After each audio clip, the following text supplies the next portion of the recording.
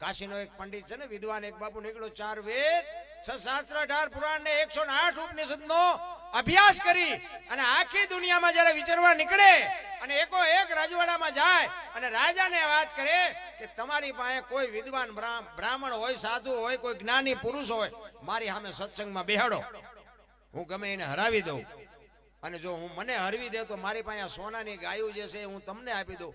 60 થી 70 ગાયો બાપુ જીતીને આવેલો એકો એક રજવાડામાં ફરતો ફરતો એ કે મને હરાવે તો બધી ગાયો આપી દઉં, અને હું જો હરાવું તો મને તમારા તરફથી એક સોનાની ગાય દેવાની. તો કાશીનો પંડિત ભલામણા 4 વેદ 6 શાસ્ત્ર 18 પુરાણનું જેને વિજ્ઞાન હોય એની પાસે કોણ જવાબ કરી શકે?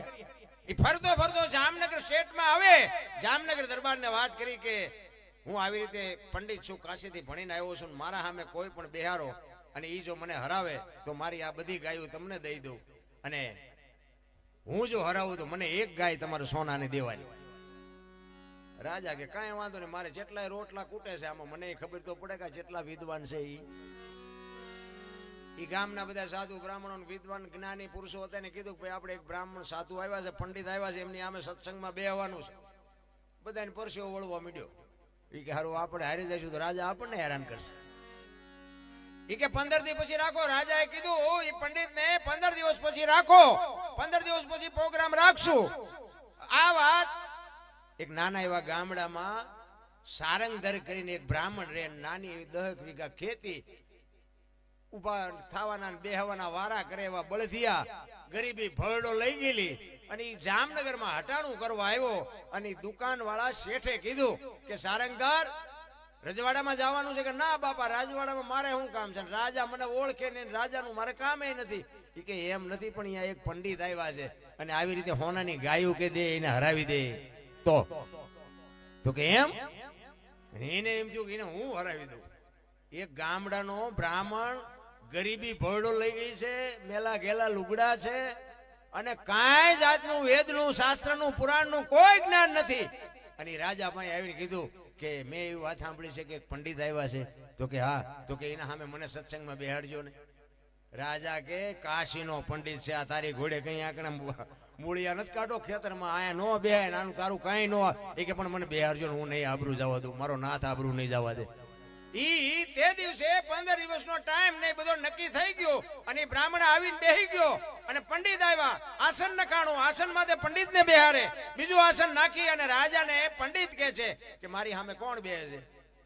એટલે કે આમાંથી કોણ આવે છે? તરત બ્રાહ્મણ ઉભો થયો.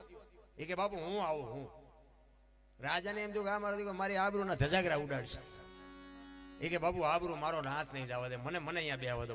હા. એ કે હાલ બીજા કોઈ હળતા નથી, કે તું આય. એને બેહાડ્યો. પંડિત માંડ્યો દાંત કાઢવા. એ કે તમે મારી સામે સત્સંગમાં બેહવાના છો? એ કે હા, મને જેવું તેવું આવડે. એ કે હું પૂછીશ તો તમને જવાબ નહીં આવડે, પણ તમે પૂછો મને.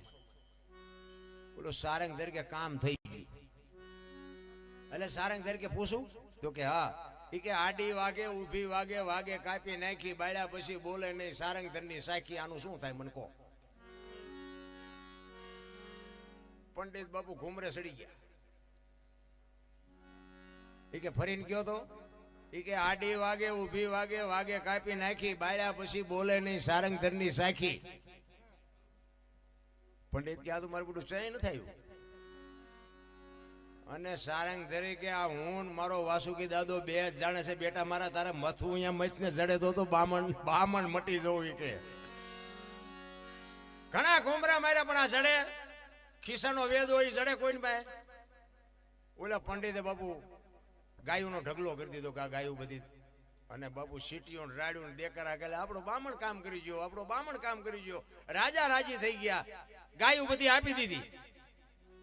પછી પંડિતે રાજાને કીધું એ કે બીજું બધું ઠીક, પણ તમારા આ મહારાજને એટલું તો કયો કે આ તમે બોલ્યા એનો જવાબ શું? રાજા બ્રાહ્મણને કે તમે જે બોલ્યા એનો જવાબ શું? એ કે એમને કોઈ એક હોને ગયા આપણને આપે તો કહું. એ કે પણ હવે એ બિચારો પંડિત છે, એ કે પણ એ બધે ઉઘરાવતા આવ્યા છે તો આપણે એની પાસે એક લેવામાં શું વાંધો? પંડિત ને બાપુ વાઈટો હોય તો લોહી નો નીકળે એવો કરી નાખે. પણ એ કે ભાઈ એને તારે જોતી હશે તો હું તને એક વધારાની ગાર આપીશ, પણ તું આનો જવાબ દે. તો કે આમાં કઈ છે નહીં, મેં કીધું આડી વાગે, ઊભી વાગે, વાગે કાપી નાખી, બાળ્યા પછી બોલે નહીં, સારંગધરની સાખી કે બોડી. મારા ખેતરમાં નકરી છે મૂળિયા કાઢી કાઢીને મરી ગયો કે આ બોરડી